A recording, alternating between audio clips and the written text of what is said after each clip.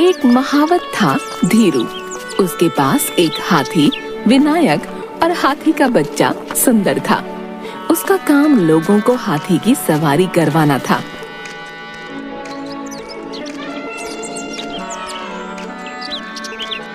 वह गांवों में जाकर अपने रिश्तेदारों के घर महीने भर रहता और वहां लोगों को हाथी की सवारी करवाता। फिर किसी और जगह चला जाता। एक बार की बात है, वह हाथी और बच्चे के साथ अपनी बहन के ससुराल गया। इसी गांव में कोठारी नाम का बहुत कंजूस दुकानदार रहता था। रास्ते से धीरू को हाथियों के साथ जाता देख वो मुंह बना लेता है। वहीं धीरू की बहन उसे देखकर बहुत खुश होती है।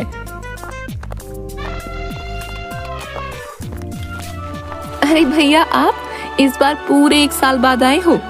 क्या करूं, काम के सिलसिले में गांव-गांव घूमना पड़ता है, इसलिए नहीं आ पाया।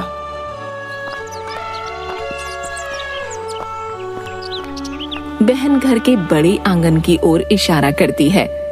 विनायक और सुंदर यहाँ रहेंगे।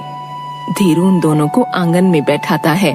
तब तक बहन बाल्टी में पानी लाकर हाथियों के सामने रख देती है। अच्छा हुआ जो आप रक्षाबंधन पर आ गए। भगवान ने मेरी सुन ली। मैं इस बार नहीं आ पाती। बाबा की तबीयत खराब है। क्या हुआ तुम्हें? महीने भर से बिस्तर पर हैं। अब इस हालत में उन्हें ऐसे छोड़कर नहीं आ सकती थी। मैं आ ही गया हूँ, तुम उनका ध्यान रखो। अगले दिन धीरू विनायक और सुंदर को लेकर गांव में निकलता है। उन्हें देखकर एक बच्चा जोर से चिल्लाता है, देखो देखो, धीरू काका हाथी लेकर आ गए। वो भागते हुए पूरे गांव में ये बात फैला देता है।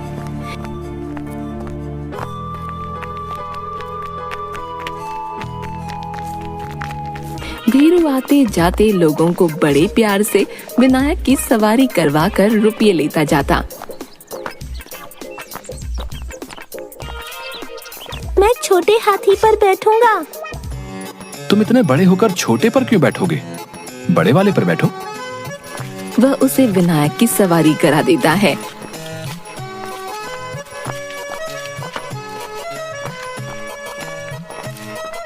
कितना लेते हो एक आदमी की सवारी का? 5 रुपए। ये तो बहुत ज्यादा है, कहकर वहां से चला जाता है। कंजूस कहीं का। शाम को वह हाथियों के साथ घर के आंगन में चारपाई पर बैठ गया। तभी उसे लगा कि बाहर दरवाजे के पीछे कोई है। कौन है वहाँ? कोई आवाज नहीं आती। वह दरवाजे की ओर जाता है। वहाँ एक पागल दिखने वाला आदमी था। कौन हो तुम? यहाँ क्या कर रहे हो? वह ठीक से कुछ बोल नहीं पाता, केवल अजीब सी आवाज निकालता है। मैं कब से चिल्ला रहा हूँ, सुनाई नहीं देता या पागल हो? उसकी आवाज सुनकर बहन आ जाती है। उस आदमी को देखकर, अरे भैया, इसे कुछ मत कहिए, ये सच में पागल है, इसे कुछ समझ नहीं आता। पागल? हाँ, वो कंजूस दुकान वाला है ना, कोठारी। ये उसी का भाई सुरेश है। उम्र हो गई है पर दिमाग बिल्कुल नहीं है। जाने क्या बड़बड़ करता रहता है बेचारा, ठीक से बोल भी नहीं पाता, कभी भी कहीं भी चला जाता है। हे राम, चलो मैं इसे इसके घर छोड़ आता हूँ। चल आजा। चल आजा। सुरेश डरकर अपने हाथों से मुंह ढक लेता है। छोड़िए भैया इसे, ये अपने आप चला जाएगा, आप आराम करो। धीरू चारपाई पर जाकर लेट जाता है। थोड़ी देर बाद वो उठकर देखता है कि सुरेश सुंदर के साथ खेल रहा है। वह सुंदर की सूंड पर तिलक लगाने का अभिनय करता तो वह सूंड उठाकर जोर से आवाज करता और सुरेश तालियां बजाता। सुरेश सुंदर का पेट सहलाता तो वह अपनी पूंछ जोर से हिलाता और सुरेश अजीब सी आवाज निकालकर जोर से हंसता। बहुत देर हो गई है, इसके घरवाले इसे ढूंढ रहे होंगे।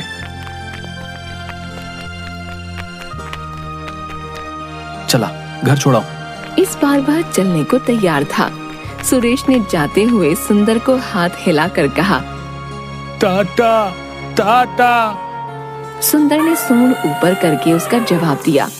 कोठारी के घर में पत्नी उसके कपड़े तह लगा कर रखती है। अरे कंजूस आदमी, अब तो कपड़े खरीद लो, देखो कुर्ते में फिर छेद हो गया। इतना सा तो है, सिल दो। इसके लिए नया कुर्ता क्या लेना? मैं नहीं सिलूंगी, अभी परसों ही तो सिला था, ये काम भी खुद ही कर लो। अरे नया कुर्ता लूंगा तो ये छेद क्या सोचेगा कि मैं इससे डर गया? तुम्हारी ये बेसिर पैर की बातें मुझे समझ में नहीं आती। और हाँ सुन लो, कल दलिये में चींटियां हो गईं तो मैंने फेंक दिया, दूसरा ले आना। क्या तुमने उसे फेंक दिया? तो क्या करती? तुम भी ना घर बर्बाद करने पर तुली हो। क्या कहा? मैं घर बर्बाद कर रही हूँ? कितनी बार कहा कि बहुत चींटियां हो गई हैं, कुछ करो, पर तुमने सुना और वो दलिया खाकर बीमार हो जाते तो? अरे रे रे, तुम्हारी इस कंजूसी से मैं परेशान हो गई हूँ। तो मैं कोई खुशी से ये सब थोड़े करता हूँ। अगर हमारा आराम देखने लगा तो सुरेश की देखभाल और इलाज का खर्च कैसे उठाऊंगा? बस तुम्हारी यही बात सुनकर मैं चुप हो जाती हूँ। धीरू दरवाजे पर खड़े खड़े उनकी बातें सुन लेता है। वह दरवाजा खटखटाता है।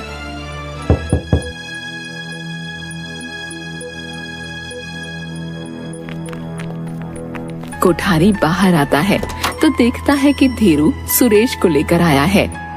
अरे महावत, तुम आओ आओ, ये तुम्हें कहाँ मिल गया? माफ करना, मेरा भाई कहीं भी निकल जाता है। अब कोई बात नहीं, ये लो इसकी सवारी के, मैं इससे ज्यादा नहीं देने वाला।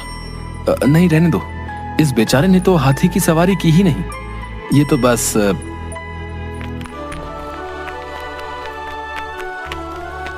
रोज शाम घर आने पर धीरू को सुरेश आंगन में बैठा मिलता। वह सुंदर के साथ खूब खेलता। सुंदर को भी उसका साथ अच्छा लगता। धीरू, उसकी बहन और विनायक उनके खेल देखकर बहुत खुश होते।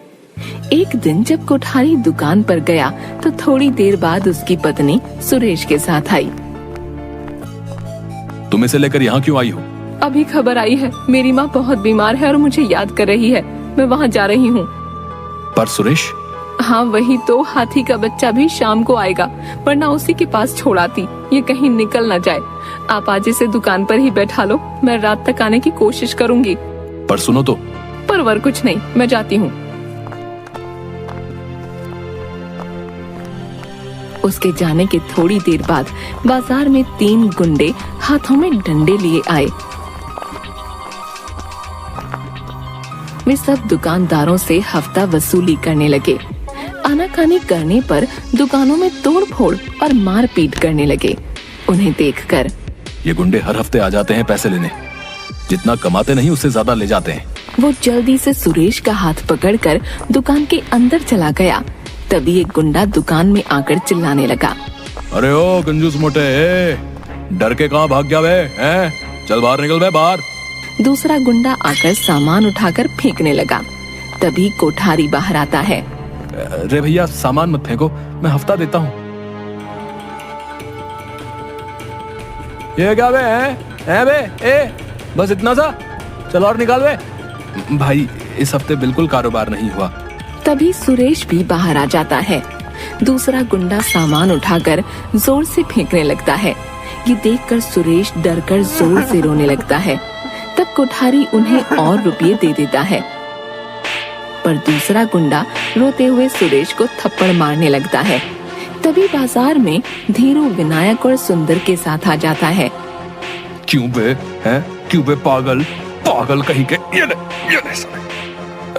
इसे मत मारो, चाहे तो मुझे मार लो। तीसरा गुंडा भी आ जाता है। अबे तुझे मारेंगे तो हफ्ता कौन देगा बे?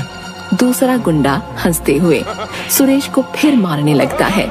तभी सुंदर भागता हुआ आकर सुरेश के पास खड़ा हो गया। तीनों गुंडे उसे देखने लगे। अबे ये हाथी का बच्चा कहाँ से आया बे? ओए ओए उधर देखो, नया बकरा। यहाँ का नहीं लगता रे, हमें क्या, चलो। तीनों धीरू के पास जाते हैं। चले, चल हफ्ता निकाले, चल। धीरू ना में सिर हिलाता है। अबे ना करता है? जानता नहीं है हम कौन है? पता नहीं तेरे को है? तभी विनायक सूंड ऊपर करके जोर से चिंघाड़ता है। रहने दे, चल। तीनों गुंडे वहाँ से दूसरी दुकान में चले गए। विनायक रोते हुए सुरेश को देखता है। सुंदर उसकी सूंड उसके चेहरे पर फहरा रहा था। सुरेश को रोता देख विनायक गुस्से से चिंघाड़ा और गुंडों के पीछे भागा। अरे ये हाथी हमारी तरफ ही आ रहा रे। तीनों डरकर भागने लगे।